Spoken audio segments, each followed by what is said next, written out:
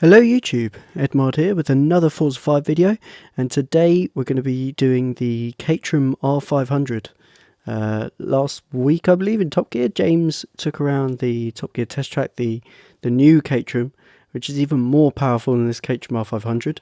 I was thinking about adding that extra horsepower just to make it sort of like that one, but I figured nah, I'll just stick to the R500, keep it as realistic as I can. And I'm going to be honest, this car is mental. Unfortunately, it is a DLC car for Forza 5. And I said to myself, when they announced they were going to be doing DLC, I figured that they'd be doing loads of cars that were in Forza 4, which kind of is a bit annoying. But I said to myself I didn't really want to support that, so I've already broken that. But at least it's on a new car, you know. If anything, I should be sending them the message that I don't want the same old cars. If they're going to be taking out content and giving us stuff in DLC rather than normal content, then it should at least be new cars, you know. So, I mean, this is the only car that I bought. I didn't buy the pack or anything. So, yeah, it's whatever.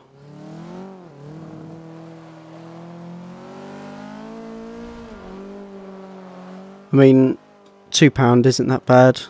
Or was it £3? I don't know. £3's not that bad. But yeah, you might be able to tell that I'm being a little bit easy on it at the moment. But you kind of have to be with this car.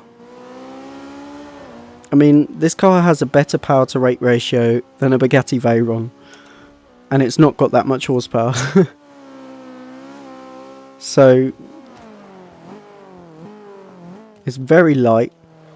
It's got a lot of power for the amount of weight that it has. It has a lot of power, which means that with the skinny tyres that it's not got very wide tyres at all. It's very easy to have the back end step out on you, and I'm amazed it hasn't already on me.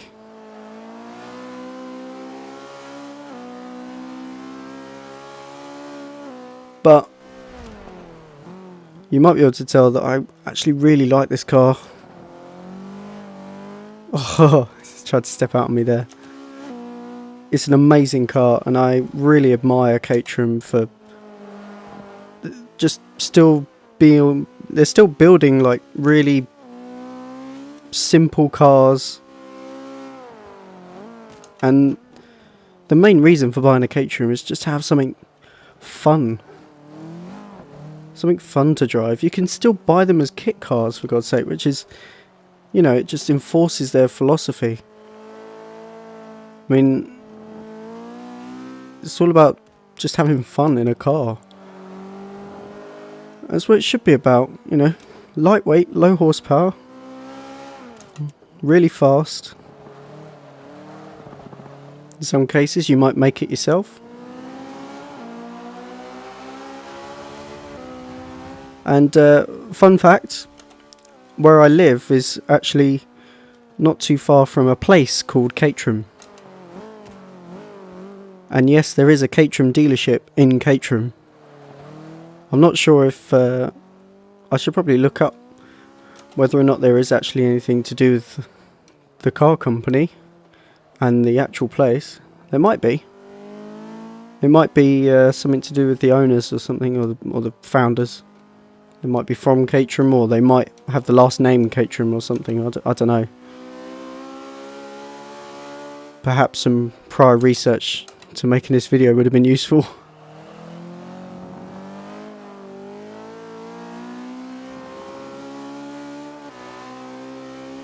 But yeah, this car is pretty damn quick. I mean, I'm going kind of easy on it at the moment.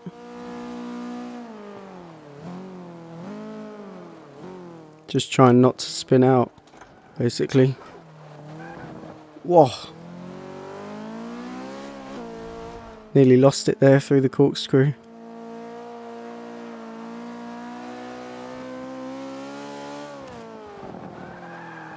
Oh, it just oversteers on you without even any warning. You just turn in slightly too hard, slightly too fast, and it's gone. And it's crazy, really, because I remember when they test drove this particular car on Top Gear, whenever that was, I can't remember, it was quite a while ago. And they were saying how tail happy it is, but it seemed to me that most of the time that was out of the corners they were having trouble with it. But although it is tail happy out of the corners, and I do find that, it's easily manageable, because it's so light that it can just get that grip if you're just careful with the power. But for me, it's turning in. It's so... Whoa, look, I just touched the rumble strip and I've nearly spun out. If you just unsettle this car when it's under load, it's so easy to spin out.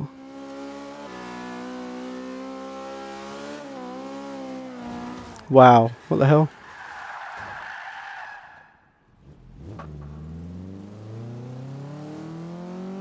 And that's what happens when you go over the crest of a hill.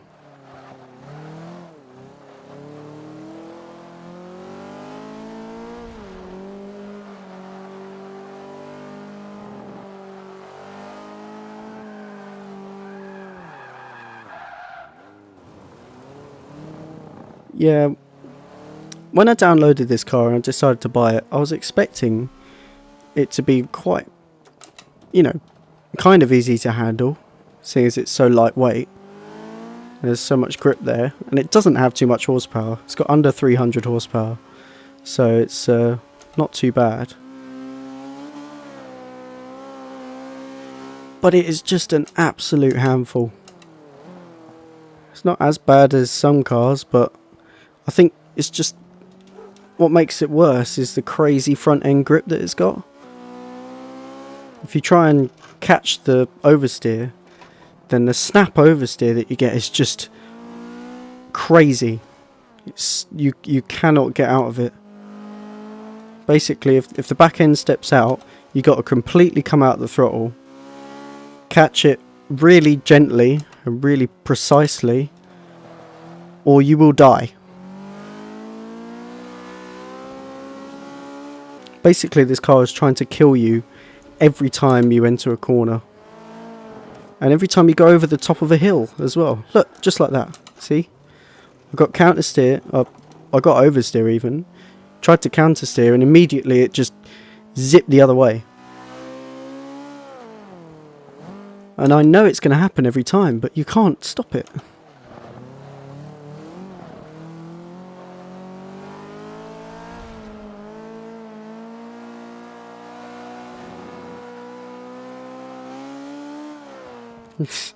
Just carried on turning left there. I mean, I turned the wheel right, but it just didn't want to go that way. Okay. Let's see if we can get a hot lap in, shall we? I'd like to see where it stacks up against the supercars that we've done so far. I mean, when Top Gear did it, it beat the Bugatti Veyron, which I was amazed by when I watched that on TV. I was really impressed.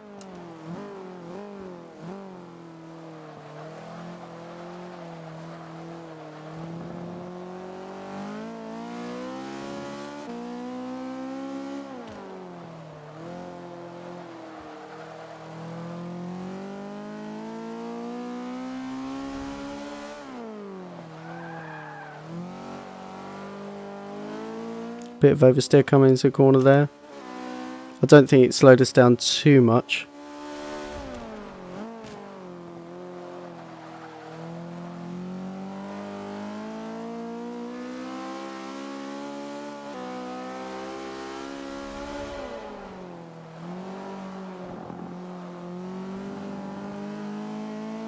Perfect turn after perfect turn.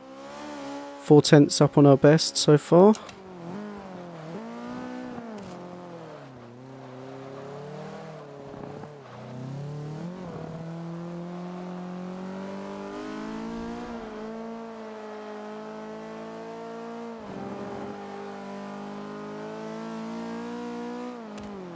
Almost a second up on our best.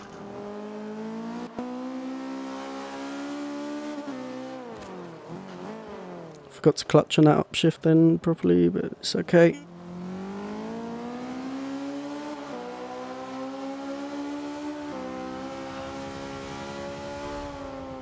And that's a 1:37.3. I don't think that's too bad. Right, I'm going to do a cut quickly and I'm going to see what times the other cars got. Okay, I'm back. And, well, there probably wasn't any gap there, so it probably sounded really weird to say I'm back. Well, just looked at the cars that we've done already. Bit disappointing, to be honest, considering how quick this car was on the Top Gear test track when they test drove it the first time. And I don't know, maybe it's because I was being slightly sheepish, but that's because this car is so impossible to drive on this game. But yeah, the Pagani Huayra did it in a 1:31.8, and this has got a 1:39.4, so it's quite a bit slower. But then again, you can see the PI difference between them. That's a good way to tell. I mean, there's a whole class between them.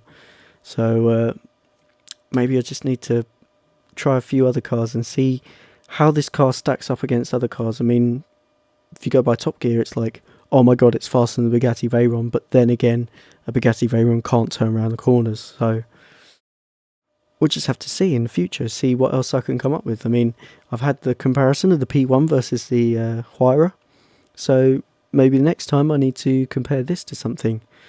But anyway, feel free to suggest a new car that you'd like me to test drive in the comments. But yeah, thank you very much for watching. That was the test drive in the Caterham R500. And yeah, I'll see you again next time. Oh my god, it's so smashed up.